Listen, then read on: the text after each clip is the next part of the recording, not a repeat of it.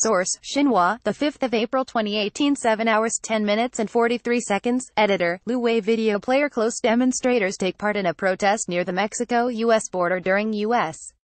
President Donald Trump's inspection of the prototypes for the border wall in Tijuana, Mexico, March 13, 2018. Xinhua Photo, Washington, April 4. Xinhua, U.S.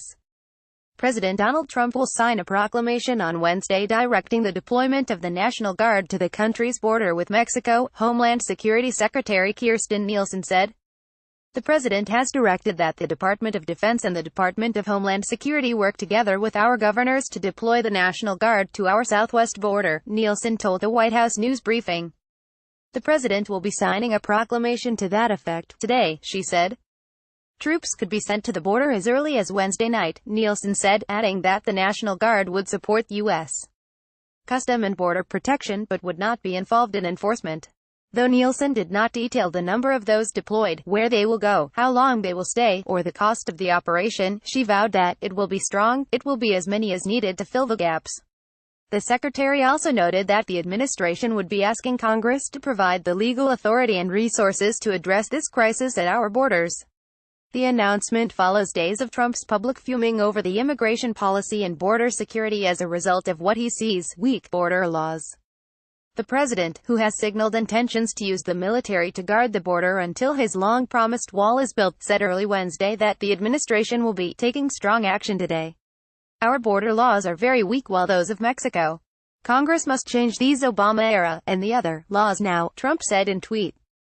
Besides, Trump has recently reiterating his hardline stances on immigration, while repeatedly calling out Mexico over the border security and stressing the need for a wall on the southern border. The $1.3 trillion spending bill, signed into law by Trump last month, only grants $1.6 billion for border security measures, far short of what the administration has sought. Trump has proposed using military funding to build the border wall, but it's likely to face both political and legal challenges before the idea can be put into action.